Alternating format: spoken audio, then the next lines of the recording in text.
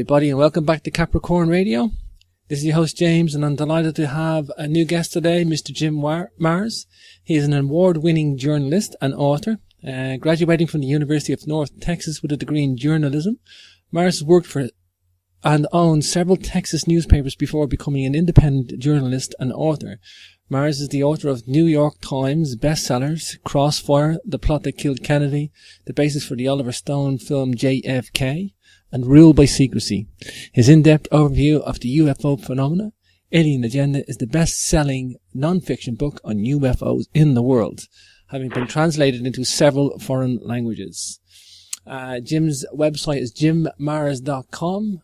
Jim's no stranger to TV either. He's on the host. He's been hosted on Ancient Aliens, TV show as well, History Channel, and quite frequent speaker at conferences, I believe. So without further ado, let's bring on today's guest. Hi, Jim. Welcome to Capricorn Radio. Howdy, James. It's a pleasure to be with you. Oh, it's a great thing to have you on the show, Jim. You know, to be honest, I'm trying to remember when I first came across your work. I think it was the documentary on giants. At that time, I wasn't aware of anything, and I think it was then after that I looked in and I seen you again talking about the Aurora, Texas incident. And then I got into who you were, Jim, and I realized how important your work is, because I guess as a journalist, you have the freedom to research whatever you want, Jim. A lot of people either want to, make themselves a UFO guy, or they want to make themselves a megalith guy, or they want to make themselves a whatever, an astronomy guy or a history guy. And you have that freedom, Jim, and you've done such a wealth of information. Tell us about the journalism, Jim, what that means to you, how important it is, and did you ever see this as the road you wanted to walk? Well, I suppose so, because I've always been a curious person, and I've always been a well-read person. Before I was even in middle school, in elementary school, and before high school, I was reading voraciously. I was, read all the so-called classics, Tale of Two Cities, and the Dickens, and on and on, all of them, including the Hardy Boys, and then I even went on to Nancy Drew. Wow. I just read everything. And so I guess that I ended up being the last of a dying breed. I consider myself a generalist. Okay, I know generally about a lot of things, but I don't claim to be a huge expert on anything. But as a journalist, I did have the freedom and the opportunity to go and talk to the experts on no matter what it was. And so, yes, I tend to look at the big picture, and I tend to connect the dots. And unfortunately, today we live in very specialized societies. We've got medical people, they know medical stuff. We've got bankers, they know banking. We got lawyers, and they know the law. But all too often, they don't really know much of anything else. Sure. And so I guess, well, sometimes I refer to myself as the redneck philosopher. Is that I'm just an old Texas newspaper man, but I'm not stupid. I was very well educated, and I'm very well read. Sure. And I connect the dots, and I try to tell people, hey, look, this seems to be the big picture, I think it's a pertinent point, though, Jim, is that, I think people in specific doctrines are handicapped in a way that they're so blindsided. I nearly went down that route. I was an engineer, and I got into some physics and science, and I almost did a PhD in medical physics. And you know what, Jim? I didn't want it. I was like, I don't want to be too specialized. I liked freelancing as an engineer, and I liked freelancing, the change of role all the time. You like the latitude of knowing about a lot of things. Yeah. I'll give you a specific example, and this almost touches on your engineering background. About 20 years ago, as a reporter, I was interviewing an energy expert. And at the time, I'd gotten really fired up on solar energy, so I says, what about solar energy? And he said, that sounds really good. He said, but that's 20 years in the future. Okay, well, wait a minute. Here we are, 20 years in the future. Have we got solar energy? Not really. Okay. Wow. And so then he goes on to say, because he had been carefully trained as an electrical engineer, he says, look, you realize it would take solar panels covering the entire state of Arizona to provide enough energy to power just the city of Los Angeles. And I went, oh, wow, yeah, I guess that's true. I can see the problem, Well, I went on, and then the more I thought about it, the more I realized where the flaw in his thinking was, because he could only think in terms of what he'd been taught, which was central generation. You got to centrally generate all this electricity and then pipe it to Los Angeles. I'm going, wait a minute, what if everybody in Los Angeles put solar panels on their roof? Then they could power the whole city. Solar with no pollution and, cheap energy. And then I realized, yeah, but if they did that, the power companies have not figured out how to make a cloud hang over your house if you don't pay your electric bill. For sure. Okay? So it was simply a matter of training and being pushed into certain thought patterns. In this case, it was you have to generate electricity centrally. Well, no, you don't. We could all be doing it. Ironically, Jim, that's kind of why I'm here today. It's kind of why I've gone down this path of alternative history. I love the history of engineering and the history of science, and our origins are extremely wacky. I mean, we'll get into Sumerian stuff. We're going to talk today, should I say, with the listeners, our occulted history and UFOs. I mean, I'm always into alternative research. My father taught me that. He's a hypnotist and a healer, but he's also an engineer. A very unusual background, but I always simultaneously had two lines of thought. I had the academic, mainstream view that I was always educated myself, and then I always had this anomalies and mysteries in the background. I was always appealed to me. However, me too. Same deal. Yeah. Here's the difference. Years ago, when I'm working as a newspaper reporter, if I'm sitting at a desk with another reporter and somebody runs in and says, hey, a UFO landed in the park across the street, the other reporter and the guy runs off, and the other reporter would say, boy, that guy was nuts, and go back to what he was doing. Me, I'd at least get up and go look out the window. At least go and have a look. Well, ironically, it was renewable energies, Jim. Now, you'll appreciate this. Because I was working in energy, it was renewable energies I was attracted to. And I was a young pup. I wanted to do something good. I was a do-gooder, whatever you want to call it. I was working on wind farms, and that was the engineering I worked in, heavy industrial, water treatment, stuff like that. And I got attracted to solar and wind. And then it was the BBC rolling out all these programs about renewable energies, trying to incite the public into this, same philosophy that, do good, start reduce, reuse, recycle, and get everybody psyched up to this renewable energies and, heating your homes and insulation. And then what did they do? They put out this carbon tax and they started taxing the people on it. And and at that point, Jim, I got it. I went, you know what? This is all a fallacy. This whole constructed, social, prison that we're in. It's it's vicious, and this is what we're doing. We're giving all these false hopes. And I guess you appreciate that, and I kind of woke up pretty much after that. Right. And it's like the solar company that got millions of dollars in government funding from the Obama administration. It turns out that all that money just was frittered away, and it was because it was going to Obama's relatives. For sure. And I'm not just on his case, as you say and as you point out. It's the whole setup. It's the whole setup. The whole game is rigged. The whole game is rigged, exactly, Jim. Now, we're going to talk about two things today. We're going to talk about ancient aliens. We're going to talk about the global elite, and that's the subtitle of the book. Do the global elite conceal ancient aliens? We've got two heavy-weighted subjects there, Jim. I mean, let's talk about maybe perhaps the aliens first, and then we'll talk about, is there an elitist? Personally, I'm with you. I'm fully convinced. Right. I mean, the more you look at the evidence, the more it's there. Well, you've got two factors there. And first you have to establish, is there really such a thing as aliens? Yep. And then the second thing is there really such a thing as globalists who are trying to push us into a new world order? And the answer is yes and yes.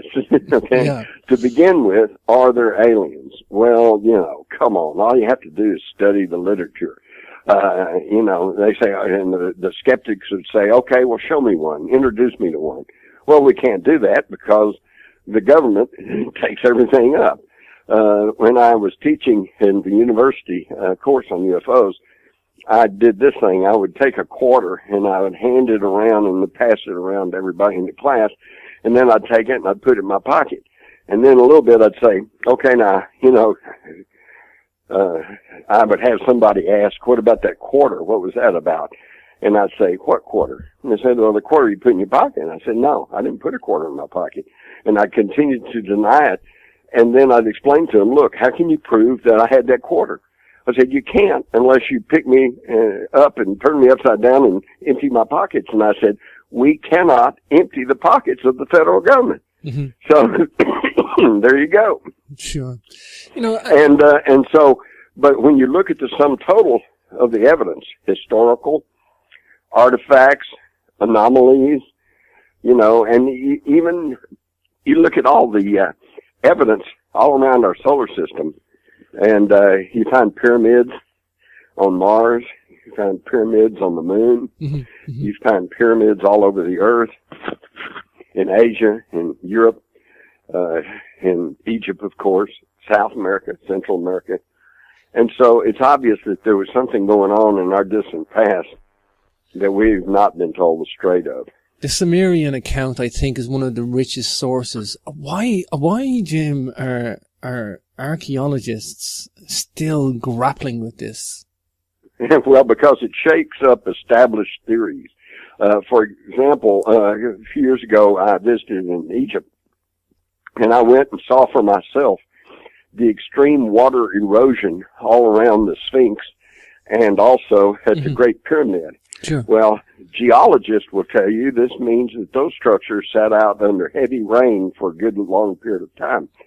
And yet they will also tell you that there has not been heavy rain on the Giza Plateau for more than 10,000 years.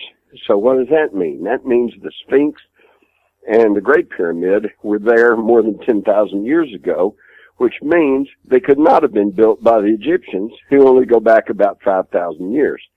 Okay, but the Egyptologists who have built their whole careers on writing books and doing studies and holding meetings about Nefertiti and the Pharaoh and the, dragging rocks through the desert to build the pyramid, it throws their entire, work experience into a cocked hat, so they fight it. They go, no, and so there's technical arguments over dating and over this, that, and the other thing, because it would shake up the paradigm that they have created around us as to the formation of the Sphinx and pyramid. It's almost, sometimes I think it's like an insanity that you couldn't reason with these people, or then I sometimes think that they're so blind. I'm looking for reasons, and it's like they're just so indoctrinated. It's the only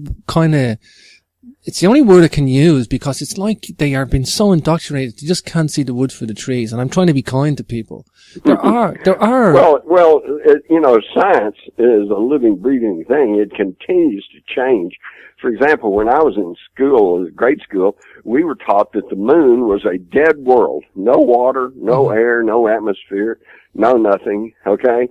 And now, it's more and more is constantly coming out showing that there is a magnetic field on the moon, that there is a slight atmosphere, that, they had waves of water detected crossing the face of the moon.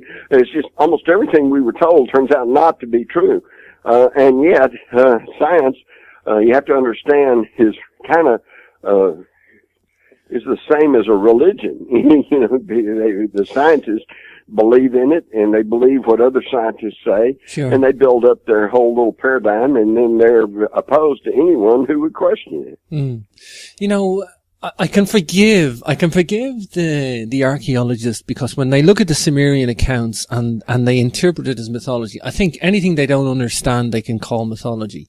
Exactly, and that's where it all came from. In fact, it's interesting you say that, James, because what I found is that there is very little argument over the translation of those ancient Sumerian tablets. They translate correctly. Yep. The difference is in the interpretation, because when they were first discovered and were beginning to be translated back in the mid 1800s, science and most people, did not believe that man could fly. They didn't believe in heavier than air flight. They didn't know about atoms. They didn't know about genes. They didn't know about gene splicing or gene manipulation. And so when they would read about these Anunnaki, it translates those who came from the heavens to the earth. and that they could fly around, and that they could take a primitive life form and by genetic manipulation improve the breed. You know, they said, well, it's impossible, so this is just their mythology. In fact, you can read a fairly accurate account of the history of mankind in the Encyclopedia Britannica, but it's not under history and it's not under science. It's under Sumerian mythology. Sure. So you're absolutely right. They didn't know about any of this, so they simply assumed that they were talking about their gods. And yet, if you go back and read the tablets, they very rarely say anything about gods. They just said the Anunnaki. They came here and they did this and they went there and they did that. You know, they were simply reporting on what they knew to be true. I mean, if let's say they did make it up, it would be the wildest science fiction story ever. I mean, no, they need to get a job in Hollywood. But you know, there's an example too. Recently went to see that movie Interstellar, and it's about travel to another galaxy, you know, but one of the main thoughts of the whole thing is that it just takes years and years. It takes you 25 years to go somewhere, or 100 years, and that's been an argument they've used quite successfully by saying, well, there's no aliens coming here because from the nearest star, you know, it would take them 100 years to get here, you know. And the thing is, again, we're back to mindset. If all you can think of is terms of space travel through ramjets, you know, big rockets like we've been shooting off, then yes, that's a legitimate argument. But if you study physics and study the possibility of wormholes and the possibility of using energy manipulation to create an Einstein-Rosen bridge and fold space, then you might be able to go from point A to point B in a matter of minutes. Okay? So again, it's just whatever you're conditioned to think of.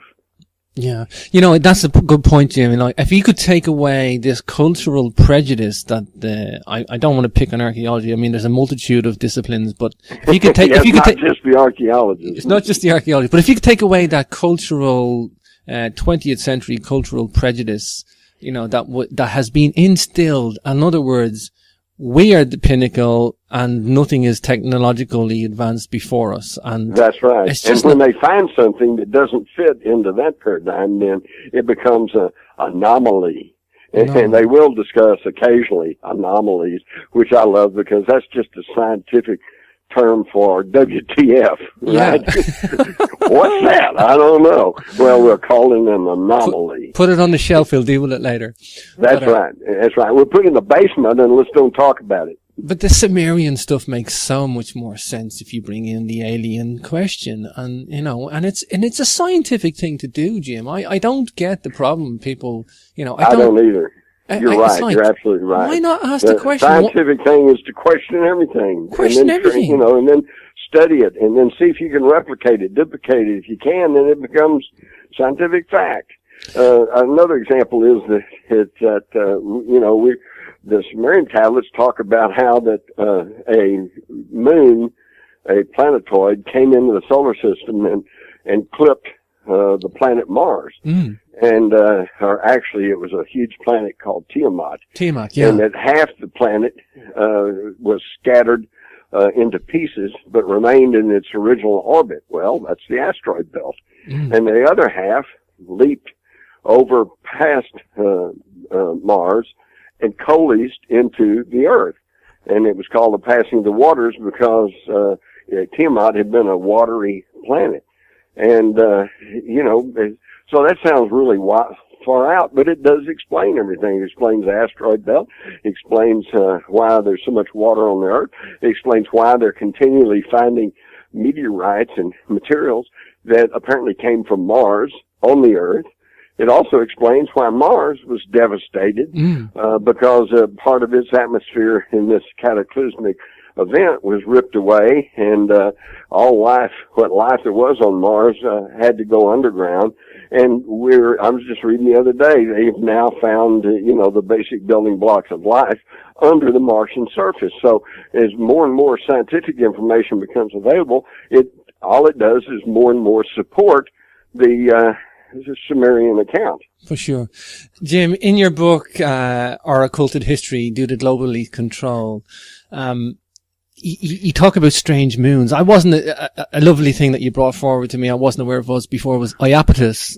Iapetus is, I wasn't aware of Iapetus. How bizarre. It looks like a Death Star, Jim, this thing. That's right. It does. And what's even wilder is that it's got like a mountain ridge that goes right around its equator, all the way around this little moon, okay? And for all the world, what it reminds me of is the story of King Kong with Kong Island, where they built a big wall from one side of the island to the other to keep King Kong out, you know? And I don't think there's a giant ape up there or anything, but I think this is a very strange moon, and like you said, hardly anybody knows anything about it. Yeah, and then you've got Phobos on Mars that it looks like it's emitting gas, but if it was doing so, it would have evaporated by now, or is it emitting something? Was it a spaceship? Is it leaking something, materials? And then you've got the moon that rings like a bell. Are these things parked in our atmospheres, like, you know, That's true. That is probably one of the biggest mysteries we've got. You know, reportedly, we've been to the moon 6 times, and yet we still don't know much of anything about the moon. And for example, even the most basic thing about how it got there. You know, when I was in school, we were taught that it broke away from the Earth, and there was some kind of cataclysmic event, and it tore away from the Earth and left a big hole on the Earth, which now filled with water, which we now know is the Pacific Ocean, and that's where the moon came from. But once we got there, they said the composition of moon rocks is nowhere near the composition of Earth rocks, so it didn't come from the Earth, it came from somewhere else. Okay, well, this picture, here's the Earth hanging in space, here comes the moon traveling along, and by the way, one side of the moon is heavier and denser than the other side of the moon, and filled with rocks that even predate the Earth. And so, you know, I've got this picture of the moon sailing through space, and it's like bugs on the windshield. The side that's moving, the front side that's moving, is getting splattered with debris out in the universe as it moves along. But anyway, as it approaches the Earth, it goes past the Earth and it gets caught in the Earth's gravitational field. Then it's pulled back. Okay, so it goes back past the Earth again, and it's grabbed by the gravitational field, comes back, and this happens over, you know, millions of years, and eventually it would go into orbit around the Earth, which sounds good, except if that was the case, you would think that the moon would be in a kind of a wobbly, elliptical orbit, wobbling around the Earth, and instead it's in a near perfect circular orbit, going right around the equator of the Earth, and stationary, with one side always facing the Earth, and at just the proper distance from the Earth, so that when the moon comes in and eclipses the sun, it perfectly covers the corona of the sun. You know, now that kind of precision is you just don't find in natural objects. And as Isaac Asimov, the great scientist, said, the moon shouldn't be where it is. But it is, okay? And the only logical explanation is that some intelligence parked it there in just a certain position. But then this shows where we are in our scientific thinking. And that's the thing. We know it's been there all this time. And we know that we didn't park it there. But we also know there's no such thing as aliens. So it's an anomaly, and we just won't talk about it. Yeah, and everything that you just described there, Jim, as well, apparently all that you just mentioned, and that the fact that the moon is so big in relative size to the Earth, it's incredibly rare in moon satellites on Earth, and like a moon-Earth system. It's incredibly rare. We don't know another example of such a big moon being so close to a planet. We don't know. It's always and in the type of orbit that it's in. And the type of orbit that it's in, yeah. As you would expect. Yeah.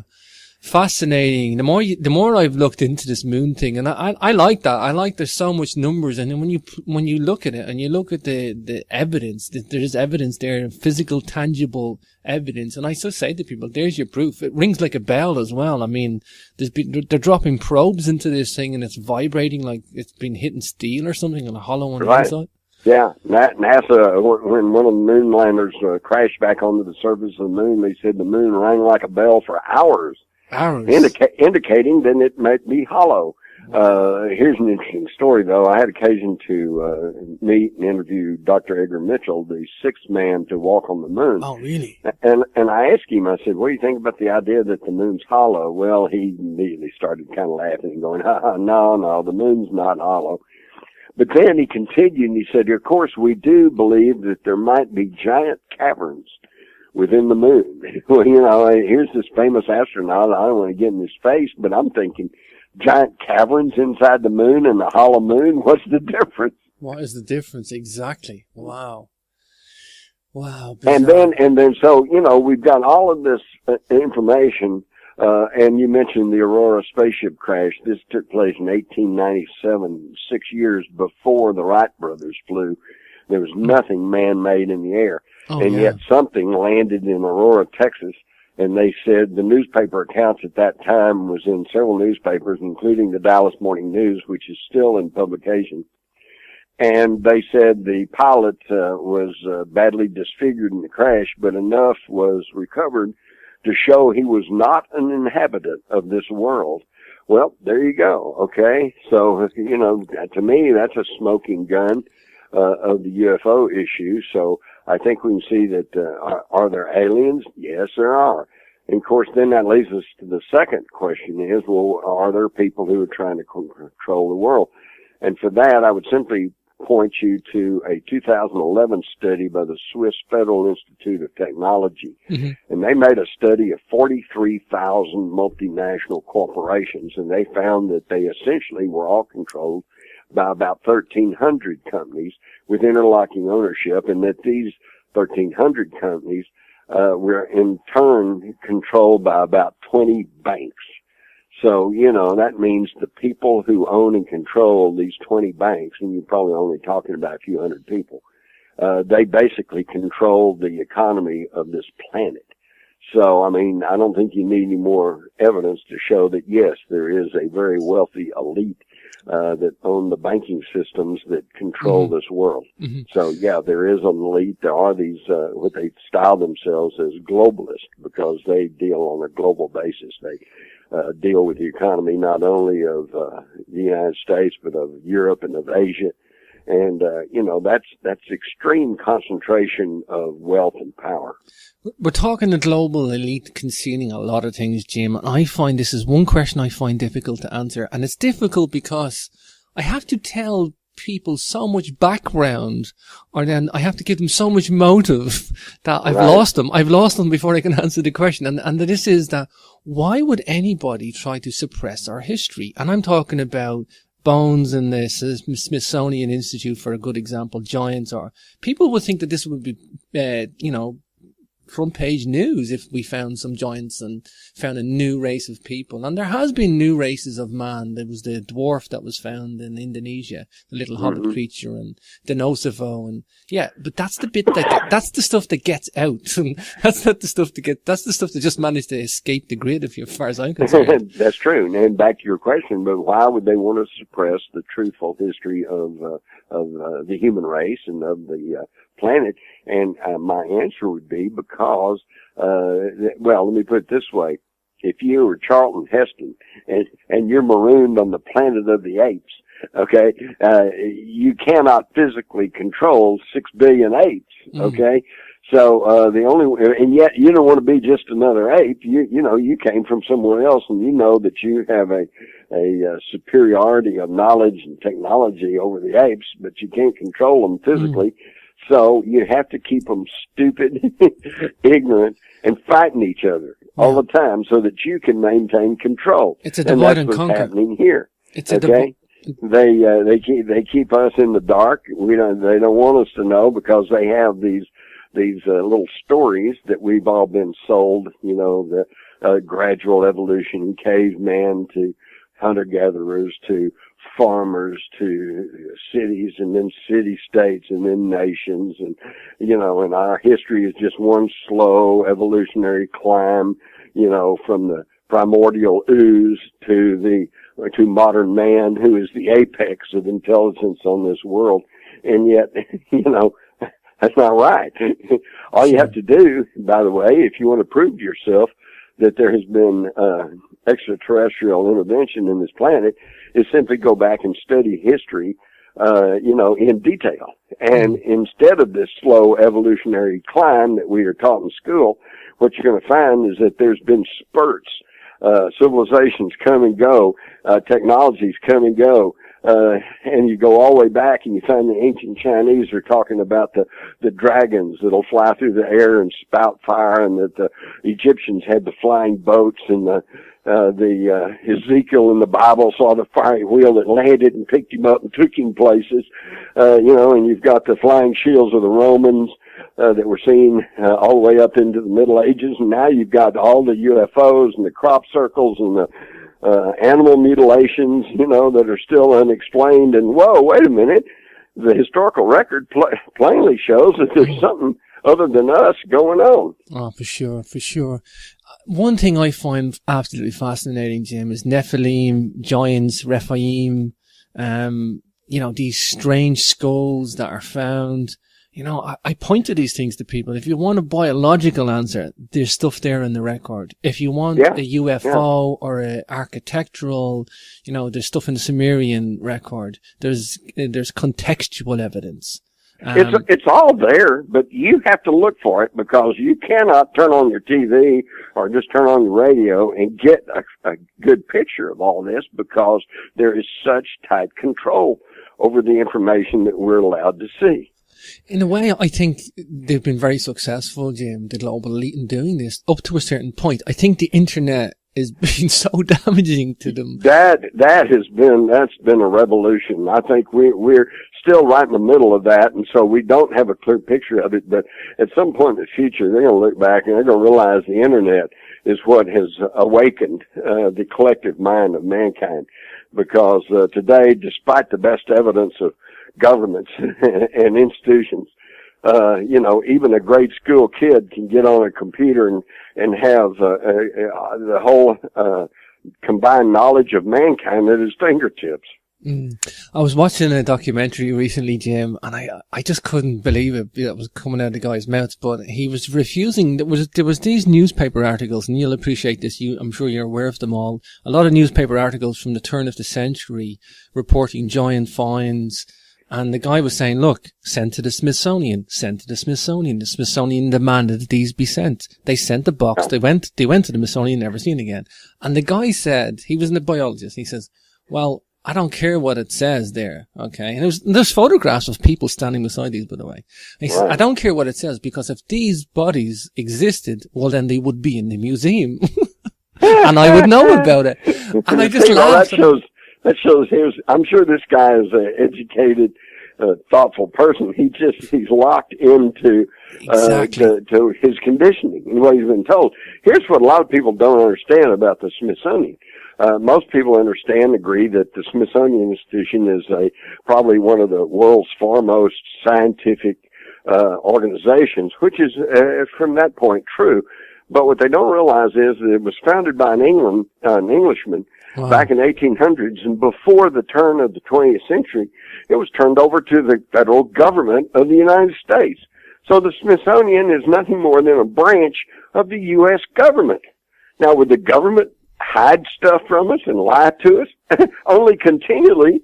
Okay? So when you say the Smithsonian has locked away various objects and various artifacts, yes, of course they would. They can, and they have, and they will. Yeah.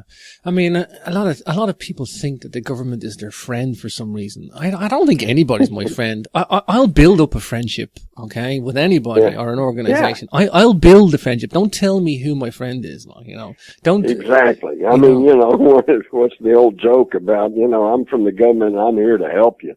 Yeah, right. I guess that's Jim, is Ronald Reagan who said, the biggest problem we have is government. Jim, is it true there's a fly ban, there's a ban on flying into the Grand Canyon because of these Egyptian caves? Yes, and also a ban on certain areas in the north part of the Grand Canyon. They say, well, there's caves there and they might be dangerous and, you can't go there. And there's actually, they try to prevent even hitchhikers, but hikers, from, going in there. And it's interesting you mentioned that because, of course, what you're referring to are the newspaper articles, from back in about, seems like about 1909. Where they talked about finding these Egyptian artifacts, in the Grand Canyon.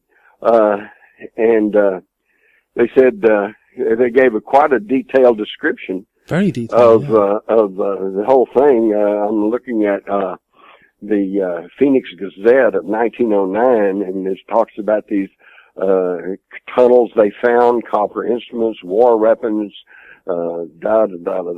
hieroglyphics. And then, of course, it was all turned over to the Smithsonian. The Smithsonian today says, no, we never got anything like that. It's not there. And yet, if you go to the north side of the Grand Canyon, you're going to find these places, these rock formations and these areas that have names like, the Tower of Set, the Tower of Ra, Horn's Temple, Osiris Temple, Isis Temple. Wait a minute. Why are all these Egyptian names up there if there was nothing to the story about finding Egyptian artifacts? Wow. So yeah, there's just a lot of question about what's going on. And frankly, unfortunately, the track record of truthfulness on the part of the U.S. government, I mean, think about, light at the end of the tunnel in Vietnam prior to the Tet Offensive. Think about, I am not a crook, just before he gets indicted for being a crook. Think about weapons of mass destruction. Will they lie to us? Yes, continually. If any way of getting to those caverns another way, like, is there, I presume there's a river at the basin of the Grand Canyon. Is there any way up from the bottom? Yes, I think so. In fact, that's one thing that kind of got me on this trail was some years ago I met a young fellow who was an avid hiker, and he said that he had gone on foot into the northern areas there of the Grand Canyon, and that he had actually found concrete platforms.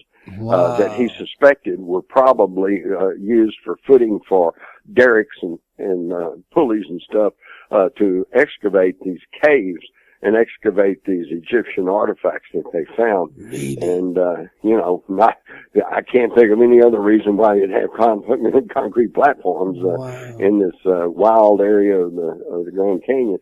And again, to the fact that there's certain areas in that same, vicinity which are now off limits. They try to say, no, you can't go there. So yeah, this goes on all the time. Yeah, a lot of people report strange military craft, either black helicopters and stuff like that. Mm-hmm. Well, yeah, we all know about the underground bases and black helicopters, and it's not just in the United States. You've got Pine Gap in Australia. You've got the island of Diego Garcia. You've got all these places around the world that are U.S. bases that are just highly secretive and essentially, unapproachable. You're just inaccessible. You can't get to them. Jim, I think the main thing that kickstarted a lot of this off you will be research into JFK. Tell me about that little area of your life. I think, I still think, personally, I'm an Irishman, by the way, Jim. I'm living in Ireland still today. I've got between the UK and Ireland. JFK don't matter too much to me, but I think it matters to the world that they know the truth. And I think it's still pertinent, Jim, that we know the truth about JFK. It's as pertinent today as it was when it happened, because if they lied about that, I think it set the president, not president as in PRES, they set the precedent for something else to happen, another event. If they pulled the wool over somebody's eyes, then they did it again. And I think that's what led to 9/11. I think all roads head to another conspiracy if you get away with it the first time. That's exactly right. And you put your finger on the crux of the situation. If you want to decide for yourself whether or not there's conspiracies, then I would say start with the JFK assassination, because it's recent enough that you can pick it apart and you can find all sorts of good information, and yet it's distant enough to where hopefully the investigator is not going to be so emotionally involved in it that he loses sight of objectivity. But Kennedy assassination is a great starting point for determining not only the proof of conspiracy, but how conspiracies work. Because here's how it boils down. Either Kennedy was killed as a result of one lone individual who just got off some lucky shots, and therefore it was just kind of an act of God, just a single strange occurrence, or there was somebody else involved, and there was a conspiracy. Well, all you have to do is study the literature, and it's obvious that Oswald did not act alone, if he acted at all. Mm-hmm. But keep in mind, when the police asked him, where were you at the time of the shooting? He said he was in the Texas School Book Depository's downstairs lunchroom eating his lunch. And they said, well, was there anybody there with you? And he correctly described these two guys that worked at the book depository. And I would ask, how could he have mentioned and described these guys accurately if he hadn't been there to see them? And so there's even a question of whether he did anything. But if he did participate in the shooting, he certainly did not act alone, because acoustical evidence, photographic evidence, ear witness testimony all place shots coming from places other than the depository. So therefore, there was a conspiracy. Okay? Well, if there was a conspiracy, here we are 50 years on, how come we don't know about it? And that's because it's been covered up at the level of the federal government in the United States. And now, all of a sudden, well, now, who would have been in charge of that at that time? And, well, it would have been his successor, Lyndon B. Johnson, who became president on Kennedy's death, and his old buddy and next-door neighbor, J. Edgar Hoover, who was head of the FBI and totally controlled the investigation into the assassination. And both of those men were about to lose their jobs. The Kennedys had let it be known that they were not going to accept Johnson on the Democratic ticket in 1964 election. And they'd also let it be known that they were going to force Hoover to retire under the federal age requirements for retirement. And so, but then Kennedy's killed, Johnson becomes president, all of his troubles go away, and less than a month after the assassination, he holds a press conference, praises J. Edgar Hoover, and exempts him from the federal mandatory retirement age, and thus installing him as FBI director for life. And it was those two men who also can be demonstrated and proven to have participated in criminal acts such as destruction of evidence, suppression of evidence, alteration of evidence, and fabrication of evidence, and intimidation of witnesses.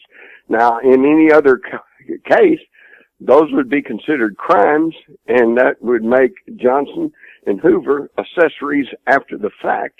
And under our legal system, that makes them as guilty as the person that pulled the trigger. So in the case of the Kennedy assassination, there's your two men who are guilty. Lyndon Johnson, J. Edgar Hoover, and yet, oh, well, we don't want to talk about that. So that's just, they just keep it all muddled and confused, and, I guess we'll never know. Yeah. The more I think about it now, and I've had a few people talk about JFK, Jim. I know you've done a lot of research, you've pioneered a lot of research in that, and, I think, like, to go back to the point is, I think because they were so successful in covering it up, I don't like the word conspiracy theorist, by the way. I think conspiracy theorist is a derogatory term for a critical thinker or a pioneering thinker. That's right. That's exactly right. But they label this thing as a conspiracy. Anybody looks into it as a conspiracy theorist. And it's like the conspiracy theory, formula to debunk is like, just since the JFK era, anybody that researches anything with an open mind is like a conspiracy theorist. And, the success of are you familiar that there was a document sent around in the late 60s by the CIA to its assets, and that clearly states, here's how you rebut the questions about the Warren Commission, their conclusion. You say that they're just conspiracy theorists and that they're just trying to sell a book, and that they don't have all the facts. All of the arguments that you've probably heard through your life was all, put down on paper by the CIA and sent to their people on how to refute people who wanted to question the Warren Commission. Isn't that something? And that's despicable in itself. That's despicable in itself. Jim, but, you know, I think because they got away with it to a certain degree, I don't think they got away with it to everybody on the planet. I mean, to the bulk of the public they did, but because they were so successful, I think they got cocky. I think the global elite got cocky. Of course, that's right. And then they can pull off something like 9/11, which is so obvious, and the facts are so contrary to what the official story is, that 9/11 makes the Kennedy assassination look like truly a deep, dark mystery. Yeah, and in a way, I think that's why 9/11's got so many blunders in it. It's like they don't need to be so particular about every little detail, because they only need to fool a small percentage of the public, because that percentage will then convince the bulk of the public. There's always going to be somebody that is intelligent and go, I don't believe that, you know? That's right. That's right. And now you put your finger on the fact of the conspiracy cover-up. There's never been a cover-up in 9/11, Kennedy assassination, any of these things. There's never been a true cover-up in the sense that there's a lack of truthful information.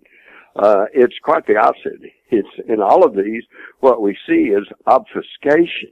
Okay, they confuse the issue just enough to where the bulk of the public is confused and goes, well, I don't know, and they fall back on their belief system, which has been carefully collated into the public, which is the government's good, it's fair, it's just, it's there for your benefit, and as a result, nothing gets done. Yeah.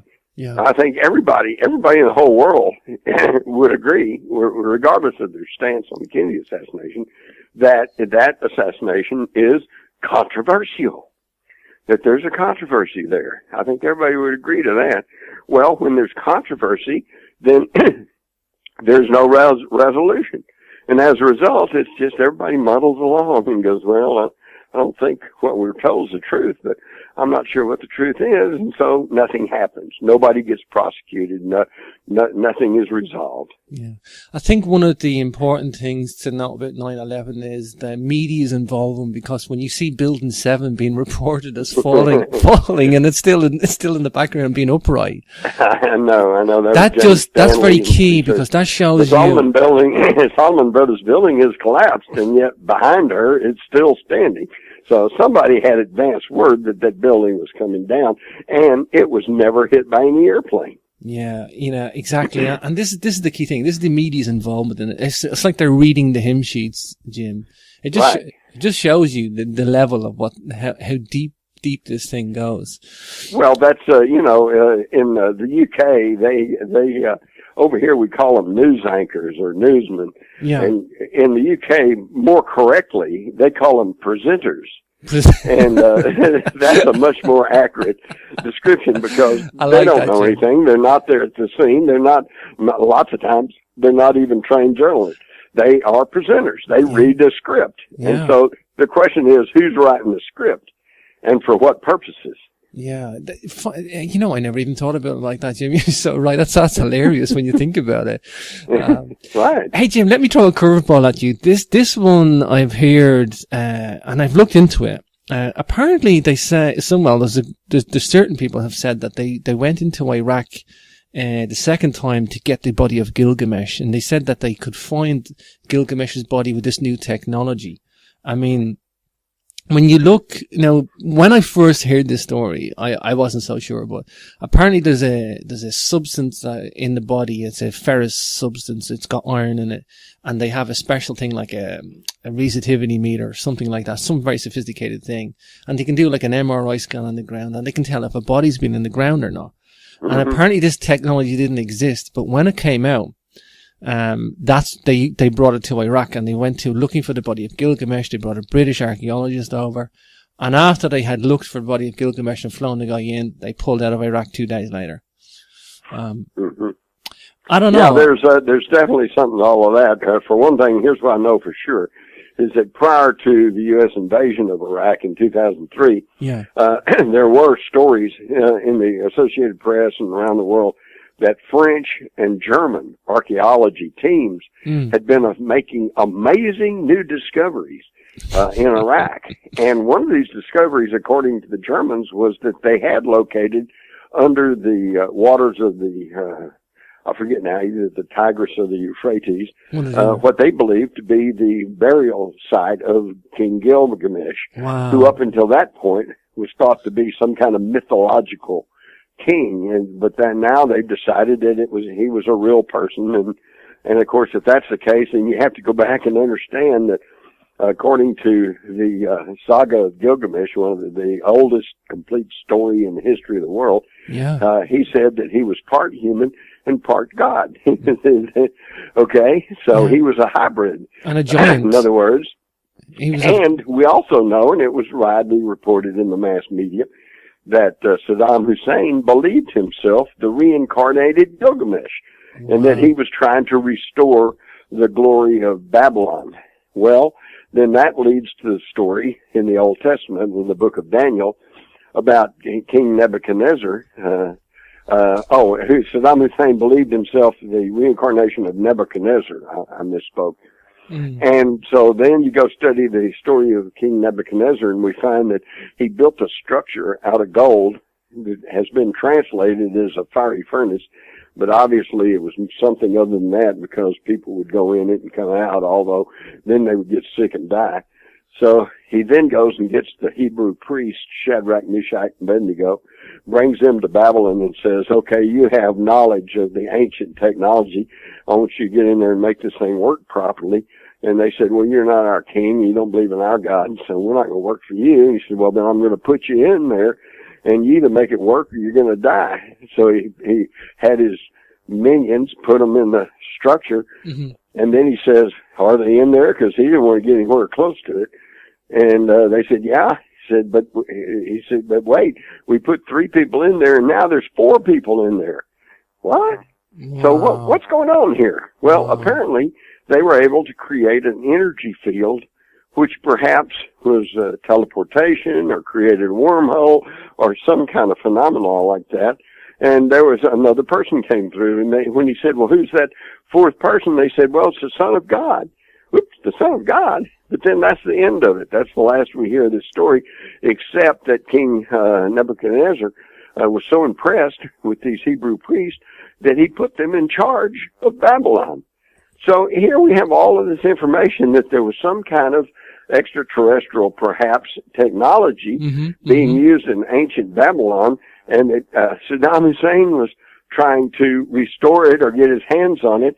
And the next thing you know, we, the United States, invades Iraq, and instead of conquering one area after another, like standard military tactics, they just made a beeline for Baghdad. And what happened in Baghdad? The looting of the Iraqi National Museum. And according to Colonel Matthew Bagdanos, who investigated that for General Tommy Franks, he said the basement was an inside job. They knew what they were after. Sure. And they bypassed expensive fakes, and some guards were bribed and missing. They had keys to some of the locked vaults, and they took thousands of artifacts out of there. Smash and grab. So it seems like the invasion of Iraq was simply an attempt to go get this extraterrestrial technology. Like a smash and grab, Jim. Yes, exactly. And of course, in the process, then they hired a street mob to go run in and loot some of the upper stories so they could act as cover to say, well, it was just a mob of looters. And, of course, within weeks, they were able to recover the biggest bulk of the missing artifacts out of the museum, because the mob, the stuff they got, immediately they'd take it to the flea market and try to sell it. And, of course, they recovered a whole lot, except for what was in the basement. And according to Bagdanos, they didn't get hardly anything. The stuff in the basement disappeared. And what would have been in the basement? The stuff they had just discovered. Sure. And before it had been cataloged and put on display. You know, Jim, I've no problem accepting the global elite, the secrecy behind, goes on behind closed doors. I've no problem accepting the ancient technology. I've no problem accepting the ancient Sumerian record with a high technology or giants or suppression of giants in their bones. What I try to do is, Jim, from a kind of intellectual perspective, is fine-tune what the whole agenda is. And with the Gilgamesh body story, I somehow think that these guys were going in to get the bones to try and get some of the DNA material out of it to either back engineer or some sort of weird stuff going on. I mean, is there bloodlines going on, Jim? I mean, well, how about this? How about this for your consideration? And this is just a theory. What if way back there were these space travelers, these Anunnaki, and that there was a terrible cataclysm, either a natural disasters or perhaps even atomic warfare that just devastated whole sections of the planet, like the radiation that's been found in the Indus Valley, the radiation that's been found on the Sinai Peninsula.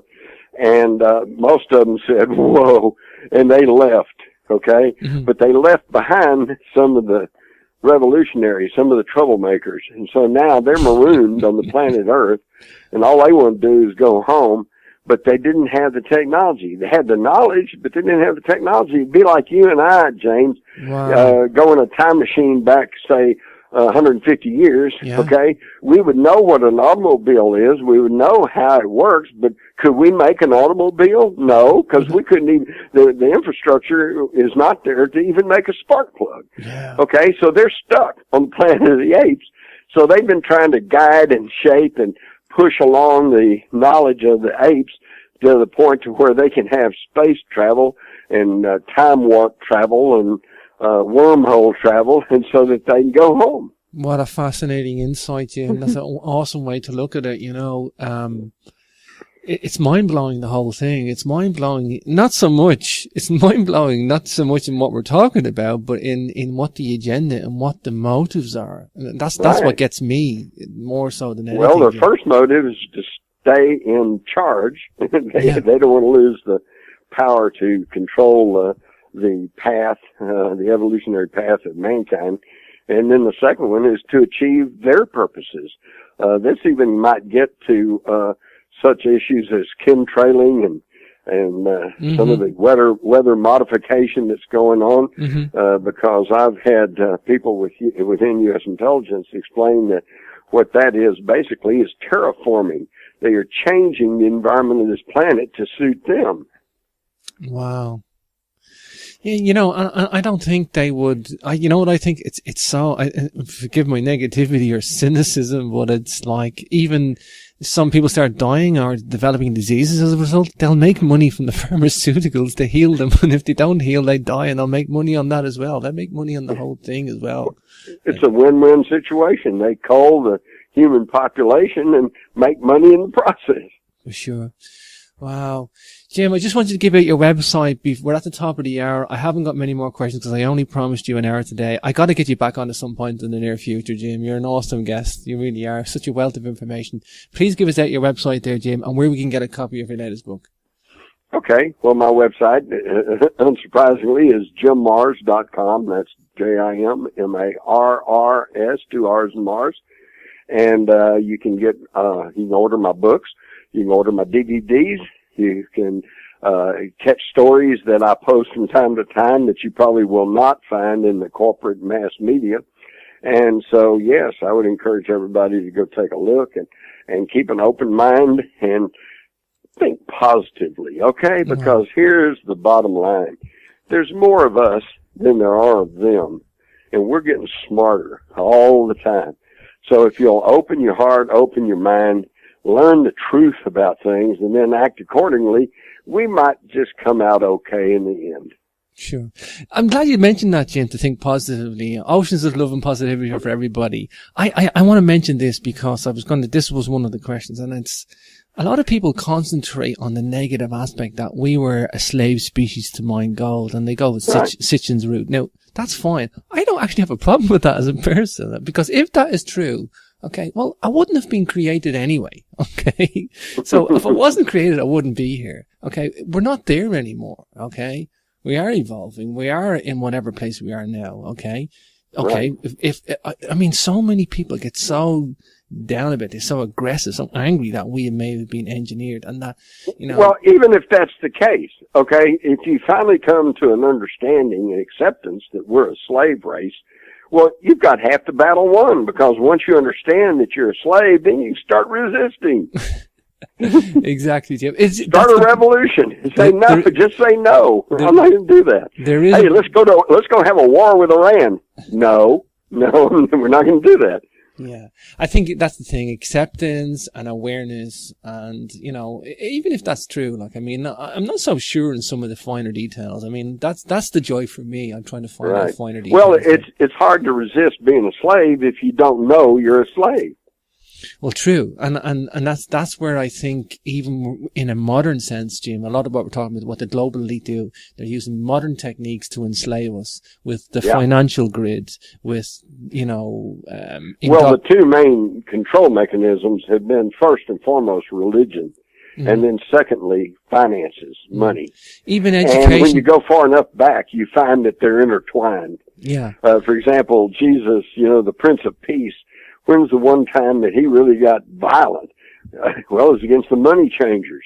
And where were they? In the bank? No, they were in the temple. Sure. Okay? So this combination of religion and finances have been the key control mechanisms over the human race since time immemorial. I think my job today is just to educate people, Jim, and say, look, you know, ask the right questions, look at the evidence, you know, make your own mind up. You know, we are in a big brother state. You're not going to change it, but you can resist it. You can not comply, at least not comply. Think for yourself. Yeah. It's an important And that lesson. means don't trust me. Don't trust James. Just think for yourself. Study. I'm not asking for anybody's belief. Okay, I'm just saying, check it all out. Listen to what I'm saying to you, then go find out if that's true. If it's true, then you'll know for yourself, and it won't be a matter of who do you trust. For sure. Jim, what's new for you today? Where are you at? Are you doing conferences? Are you taking a breather? Enjoying the holidays? Well, I'm editing on a new book, which will be out sometime after the first of the year. Oh, wow. And it's going to be a doozy. It's all about how that they are putting us into a culture of death. You know, bad food, bad air, bad water, bad vaccines, you know, you name it. Anything they can do to keep us dumbed down, drugged out, sick. And so then in the process, I am going to be talking at a few conventions, the whole Conscious Life Expo in the first week in February, and then later on at the Contact in the Desert in California. Yeah, you know, even though it all may fall apart at any minute, at least I'm still operating on the expectation that we'll still be going along here in a few months. Where do you get your energy from, Jim? Good question. I think it's rapidly going. But I just have always had this insatiable thirst for truth, and so it keeps me motivated. For sure. Jim, I really thank you for your time today. It's been a pleasure having you. I got to talk to you when the new book's out. I really look forward to that. I wish you every success with it. You've provided a wealth of information for a lot of people out there, Jim, so take a pat on the back for that. And thank you for coming on for the holiday season. I really appreciate it, Jim. That's quite all right. Thank you very much, James. Take care, brother. Speak to you soon, brother. On this path of alternative history, I love the history of engineering and the history of science, and you know, our origins are extremely wacky. I mean, you know, we'll get into Sumerian stuff. We'll get into, we're going to talk today, should I say, with the listeners, our occulted history on UFOs. I mean, I'm always into alternative research. My father taught me that. He's a hypnotist and a healer, but he's also an engineer. I have a very unusual background, but I always simultaneously had two lines of thought. I had the academic, mainstream view that I was like always educated myself, and then I always had this anomalies and mysteries in the background. I was always appealed to me. However, me too. Same deal. Yeah. Here's the difference. Years ago, when I'm working as a newspaper reporter, if I'm sitting at a desk with another reporter and somebody runs in and says, "Hey, a UFO landed in the park across the street," the other reporter and the guy runs off. And the other reporter would say, "Boy, that guy was nuts," and go back to what he was doing. Me, I'd at least get up and go look out the window. At least go and have a look. Well, ironically, it was renewable energies, Jim. Now, you'll appreciate this. Because I was working in energy, it was renewable energies I was attracted to. And I was a young pup. I wanted to do something good. I was a do-gooder, whatever you want to call it. I was working on wind farms, and that was the engineering I worked in, heavy industrial, water treatment, stuff like that. And I got attracted to solar and wind. And then it was the BBC rolling out all these programs. And so, yes, I tend to look at the big picture, and I tend to connect the dots. And unfortunately, today we live in very specialized societies. You know, we've got medical people, they know medical stuff.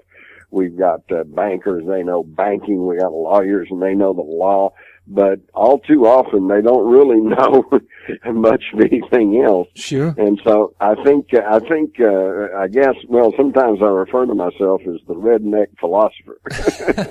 Is that I'm just an old Texas newspaper man, but I'm not stupid. I was very well educated and I'm very well read. Sure. And I connect the dots, and I try to tell people, hey, look, this seems to be the big picture, you know. I think is a pertinent point though, Jim, is that, you know, I think people in specific doctrines are handicapped in a way that they're so blindsided. I nearly went down that route. I was an engineer, and I got into some physics and science, and I almost did a PhD in medical physics. And you know what, Jim? I didn't want it. I was like, I don't want to be too specialized.